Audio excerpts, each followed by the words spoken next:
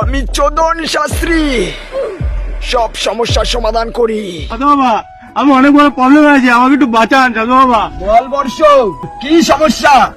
সাধু বাবা, আমার 2 বছর ধরে কোনো বাচ্চা হচ্ছে না, আমার সমস্যা একটু সমাধান করে দিন। এই সমস্যা? তুই 1 মিনিট দাঁড়া, আমার মন্ত্র বলে তোর সমস্যার সমাধান করে দেব।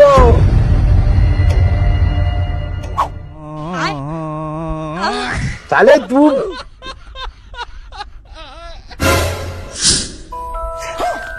আরে ভাড়া, আমাকে প্রেগনেন্ট করতে বলিনি, আমার বউকে করতে বলেছিলাম।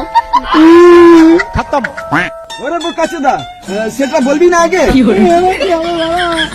আমি বউকে করবো কি হবে ভাড়া? এবার কিছুই হবে না, 10 মাস 10 দিন ওয়েট করতে হবে। মন্ত্র মনে হয় ভুল হয়ে গেছে, গার মেরেছে রে।